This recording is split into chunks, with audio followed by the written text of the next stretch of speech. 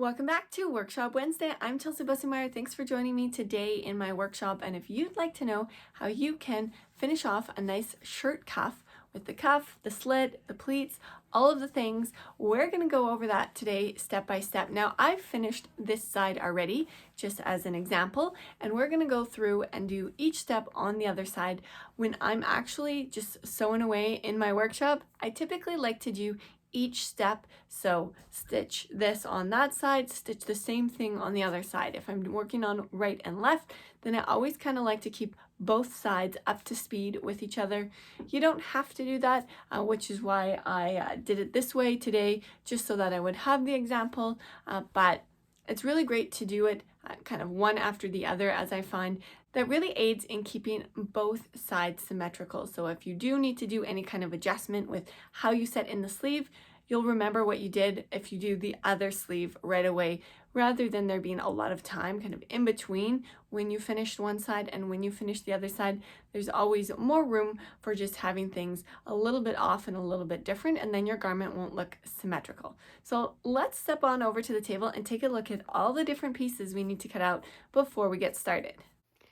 To finish off a dress sleeve cuff, we're going to start with our sleeve, and I like to start by finishing off the slit when the sleeve is still flat. It's just so much easier to get in at this little slit area and do all of the little fine tuning that you need to do to finish this off nicely. Now, your pattern will tell you how high up you need to cut the sleeve. If you're doing an adjustment on like an already made dress shirt, shortening the sleeves, you may want to cut it up a little higher, however much you cut off the bottom and shorten the sleeve length. Just slice it up a little bit higher, and of course then you'd be redoing this cuff in the state of the arm being closed already. So it's just a little circle, so then it's a little trickier to get in here. So if you're sewing something from scratch, then definitely finish off the slit when it's still flat. It's just so much easier to do that. Now, the placement of the slit is going to be closer to the back. So it's kind of, you'll want it kind of at your arm here on the back side of your wrist, and then you'll have your seam from your sleeve on the bottom of your arm. So it's kind of at the kind of back third of the sleeve is typical placement for that. Another thing to remember is that this little piece, so this is the piece that's going to cover up the slit. It has the little point on it typically. Sometimes they'll have different shapes, but most often it kind of has this shape. This piece is going to go on the side. I'm just going to flip it around so you can see it with this crazy pattern here. On the side, the larger side, and then oftentimes this smaller side will just be finished with a small rolled hem, and that will be underneath the cuff.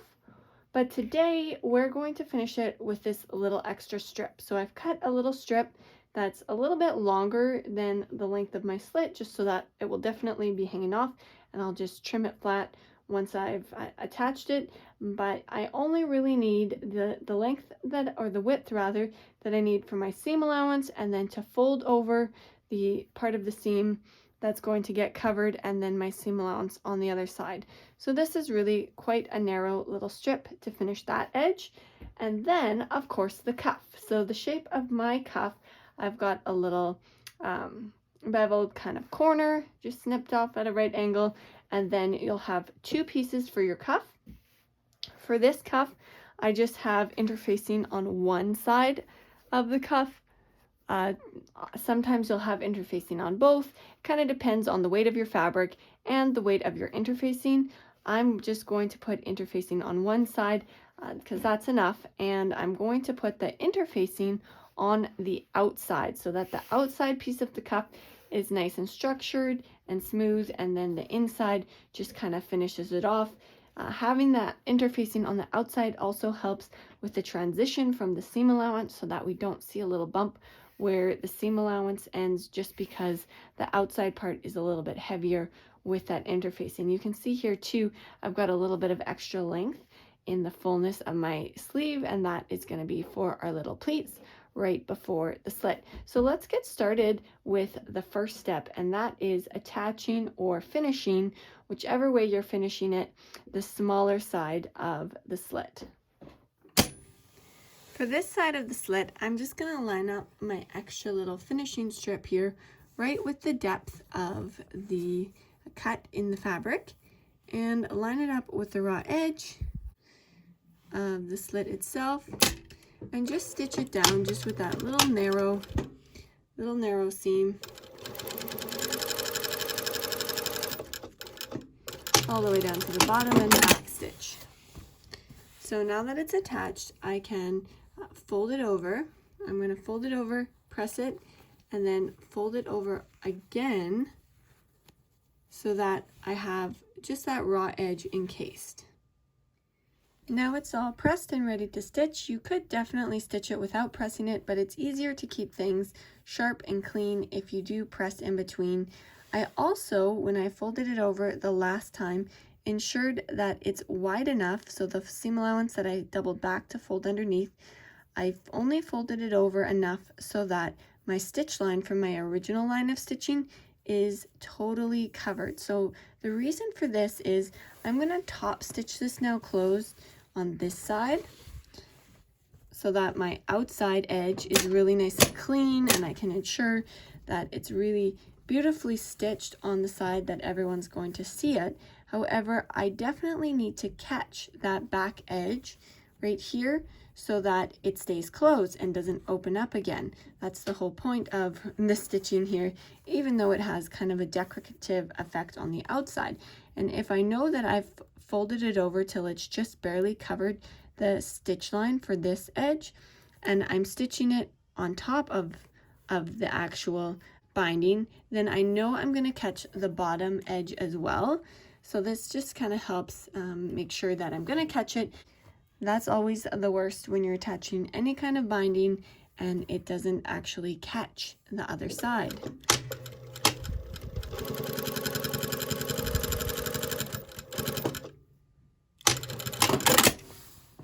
Okay, so now that this edge is all nice and clean, we're going to go and press the binding for the other side at the ironing board. Pressing this piece for the other side of the slit, so the wider piece that covers up and folds over top, typically has a little point, is really an important step in the process. I would always recommend pressing it. So we're just going to fold in the seam allowance, press it all the way around the point, even pressing in the seam allowance just so that it's nice and sharp. And then we're going to fold it in half. So this is kind of like a binding again, except it is a little bit wider. And when we fold it in half, I'm going to ensure that that bottom edge is just sticking out a tiny bit more than the top edge, so that when I'm top stitching around the top, I really am going to catch that bottom edge and it's going to be a secure hold. The other thing you really want to be careful about is making sure that this point is symmetrical, that it's centered right in the middle of your binding. And then when you look at it here at the back, you'll see why one side is longer than the other side, because it kind of just wraps around and that point hangs out a little bit taller. So this is the back side, and we're just going to take this back on over to our shirt now. We're going to just open up the slit here, set it underneath. So we'll see that that side is a little bit lower since that's the angle that it goes down. And we're only going to overlap it as much as our seam allowance itself. So your piece should line up just perfectly with the edge where the cuff is later going to be attached, and then slide all the way up in the slit. And then we're going to fold this on top. So you really want to make sure that this is laying nice and smooth, nice and square, that you don't have any puckers. We have our finished edge underneath, the slit here on top, and we want to make sure that when we feed this through the machine, nothing is sliding around. So you could definitely pin it if you feel like you need to. I'm not going to pin it just because everything is sitting nice and square and I know it's going to be good. I'm just going to stitch it closed. This pattern is really kind of tricky to see, the pattern of this fabric. So I'm just going to take my cuff pattern here, or piece here, rather, and just lay it on the edge so you can kind of see that's the edge of where I have this little piece of binding. This fabric just looked so cool when I was fabric shopping. It's probably not the best for a tutorial, but it's going to make a fantastic dress shirt. So I'm just going to go right up to the corner, lift it, swing it around, and just continue stitching right along to the point, rotating it again to do the other half of the point. And then when we come back down to the slit side, we don't want to stitch the slit all the way closed, but we do want to stitch down just a little bit. So probably like 1/4 of an inch, or if you work in centimeters, typically like I do, maybe like 3/4 of a centimeter. You could probably even do a full centimeter. However far you go down, you are closing up the slit that much. The main thing about finishing it off here is we just want to really secure the end of the slit. So we want to catch the back side and have it stitched against the top portion of our binding, and really just secure it so that if there is any tug on this, if the person wearing it kind of rolls up their sleeve, that kind of thing, that it's really nice and secure. I did go over it twice with my stitching here. You really can't see. Oh, here you can kind of see it, my stitching, but just finishing it off so that it's really nice and secure right at the top. And when you do go over this edge twice, just make sure that you're staying straight and not getting kind of off or crooked. So here we go. Here we now have our slit finished. So that's what it looks like on the front side. And this is what it looks like on the back side. So our stitching goes over a little bit farther just because our binding on the outside is wider than the binding on the bottom. But we did catch the top portion of the binding on this underneath part. Oh, I've got a thread here. It's in my way. Let's just trim those out of the way. Hanging down. So this is looking all really good, and I have a little bit of extra length here on the bottom. So now that I have this finished off, I'm just going to trim this as well, just so that it's flush. And we are ready now to install the sleeve and close up the actual seam on the sleeve before we move forward with the cuff. So since the cuff is attached so that the opening of the cuff is where the slit is, we do have to close this sleeve seam before we can attach the bottom portion of the cuff and add our button and buttonhole. Most patterns will have a notch on the top of the sleeve that lines up with the shoulder seam, and sometimes you may find you need to kind of slide it around depending on how the sleeve is setting in. And I did find that I needed to kind of twist this arm just a little bit forward to get a good sit in the arm side. So I'm going to do that again on this one. Setting in a sleeve is one of those areas that I will stop and pin my pieces together. I'm just going to line up my corners under the arm. For a shirt as well, it is very common for the seam on the side of the garment to just go straight into the sleeve seam. So I'm going to do that here as well.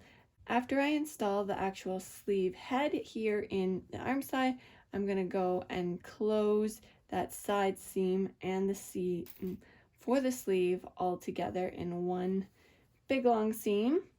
I'm also going to just take a quick pit stop at my serger after I've installed this sleeve to finish off the edge. I'm also going to top stitch around this sleeve where it attaches. So the top stitching I'm going to do on the body of this garment, it'll be kind of flipping the seam allowance from the sleeve back up inside the garment. But we'll get to that when we get to that. Right now, I'm just setting in this sleeve. You often find, just because we have a convex kind of curve on the sleeve head and somewhat of a concave edge, especially at this kind of bottom corner of the sleeve, that you kind of feel like you have extra sleeve on that sleeve head, but it's not really extra because the stitch lines, those are the lines that need to match up size wise, and you'll just have kind of a little extra fullness in your seam allowance. The other thing with sleeves is it's really good to have even a little extra fullness to kind of ease it in, especially as it crests the shoulder, as it rounds over the top of the shoulder. That will just help your sleeve kind of flow nicely and round over the shoulder rather than having kind of a sharp angle where your sleeve attaches to your garment. So easing it in right over the top of the shoulder is also really good just for a nice drape and fit. But this is looking nice, so I'm going to take this back over to my machine and close the seam up.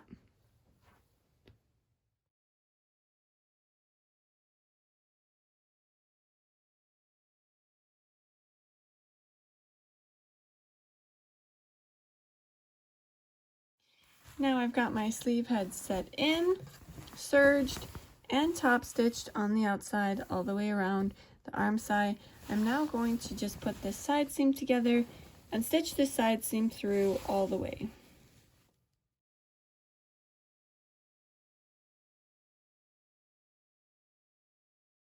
Now the side seam is closed and finished off, and you may have noticed that I went from a 1 centimeter seam allowance to a 2 centimeter right after the transition of the arm size. So from the sleeve having a 1 centimeter to the side seam in the body having a 2 centimeter seam allowance. This just gives me the ability to let out the shirt a little bit. If it is a little bit tight, I can easily let it out. And now that our sleeve is closed, we are ready to add the cuff. But before we can attach the cuff to the actual sleeve itself, we first need to close it up. So I'm going to start with both of my cuff pieces. This is the outer cuff with the inner facing, and this is the inner cuff going along the inside and along the wrist itself. We're going to put them right sides together, but when we stitch them together, I'm going to let this underneath part just hang out a little bit. So when I close this long edge of the cuff, I'm actually going to ease on the outer cuff, stretch the underneath cuff just a teeny tiny bit. Oftentimes on patterns, you'll have a separate pattern piece, even for the inner cuff and the outer cuff, or for the inner portion of the collar and the outer portion. This is simply to accommodate for that, making the inner cuff just slightly smaller so that when you go and curve it or turn it so that it lays on your body, it rolls up, that inner portion is actually a little bit shorter because it's kind of the inside of the concave, or the rounding, how it goes around your neck, how it goes around your wrist. And having it just that little bit shorter will keep it nice and smooth. If you do that same size, like on par, then you'll have a little bit extra fabric. It will kind of bunch up and be a little bit bulky on the inside, maybe creating a few pleats, something like that. So it just sits nicer if you have that smaller inner cuff or inner collar. One more stitch there, and then same on this side. We have about the same amount of overhang. Yeah, so you can kind of see when you look at it like this, that outer cuff is just hanging down that tiny little bit, so it gives it just that extra little room to roll over. I'm going to cut out the corners here since I have this kind of beveled edge here. I'm going to just remove a little bit of the seam allowance, otherwise it's going to get kind of bulky. So I'll just chop that out, and then we'll rotate it around and press it. I also like to press it with the seam allowances apart, especially right on this edge. This will help us transition the cuff to the sleeve in a nice smooth square manner. So I'm going to flip it around, give it a little pressing, and press those seam allowances apart as far as we can. We can't do it like down in the corner, but we can here in the center of the cuff and on the edges. Now that our cuff is turned and pressed, I'm just going to open it up and we're going to pin on this first side, so the side with the interfacing, in my case, the outside of the cuff, to our sleeve. So I'm just going to line it up. Since the sleeve kind of goes inside the cuff, I'm going to line it up so that it's just a hair farther in than where the seam is. The seam on the cuff itself is running here, and then this little bit of the binding on the slit is just going to go a touch in. If you're working with millimeters, it's really just like a millimeter farther in. This just helps it be able to kind of wrap around the outside without pushing in the edge of our binding and being a little bit tight on our binding later on. So I'm just going to grab a pin and attach it. We're going to attach it all the way along our cuff. This first section, so the narrower section of the sleeve up until that seam on the sleeve, is just attached smooth. And then I'm going to skip ahead and attach it on the other side, so the wider portion of our binding, the portion of the slit binding that's on the outside or on top. I'm going to finish it off here, or place it the same as I did on the other side, just a tiny hair back from the seam of the cuff and the cuff's lining. We're going to place this here, and then we need to add our pleats here. So most patterns, if it has pleats in it, it will have notches that you'll have put into your cuff here. I didn't actually notch it on this one because I just made this pattern for this shirt, and I wasn't exactly sure where I was going to do the placement, how I was going to do the little pleats themselves. So I don't have notches. I could have copied them over from the first sleeve since I did finish it, but I do want to ensure that they are matching. So I'm going to just put them in here kind of at the placement that I thought that I have them at. I kind of know roughly how I did that first side, and I'm just going to double check by flipping it over and checking my placement, just so that I do have an identical look on both cuffs. So where is my other cuff? Here it is. So this is the placement. The quickest and easiest way to check your placement is simply by lining it up. I could also use a measuring tape. So the first pleat looks really good. The second one needs to be slid in just a tiny little bit.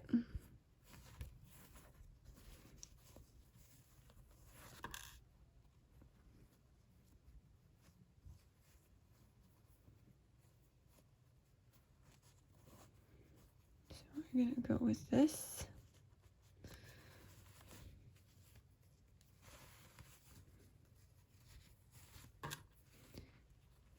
Get these plates all pinned. I'm just talking to myself.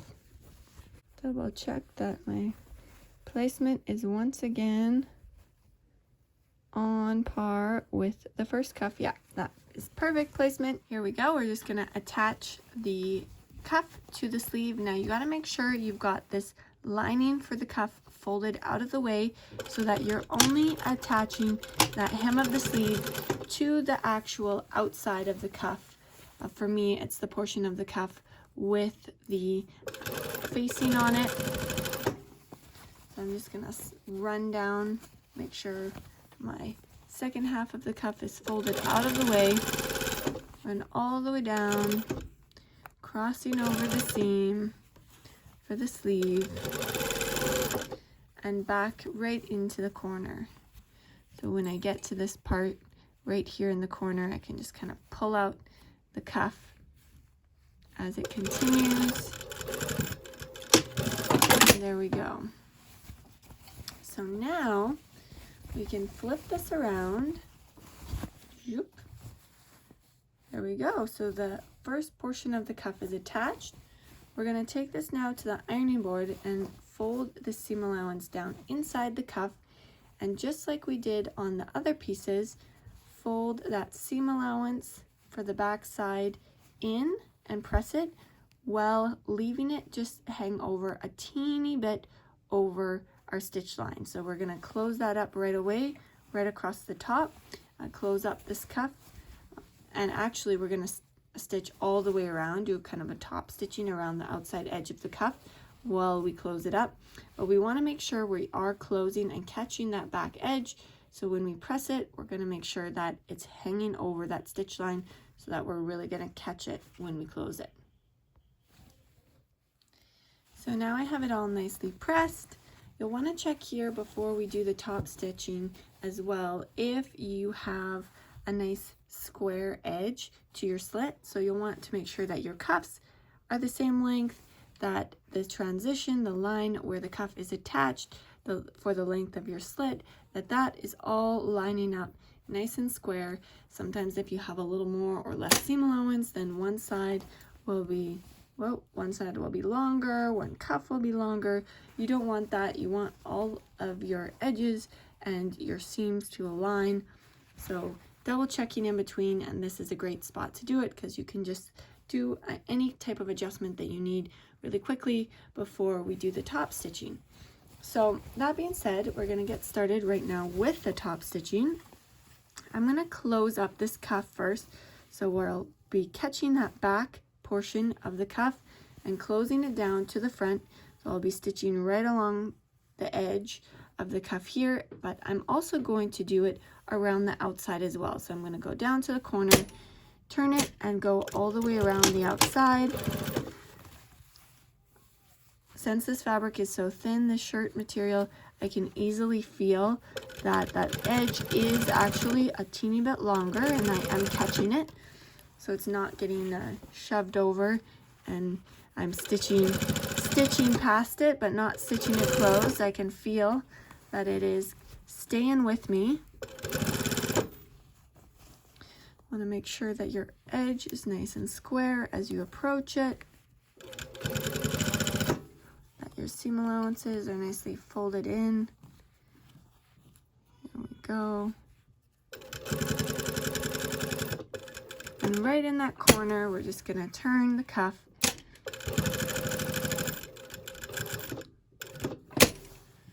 So oftentimes cuffs will have a rounded edge. Here I wanted to do like the beveled edge. They're all good. I keep bumping my camera. Sorry about that. Get a little motion stick here.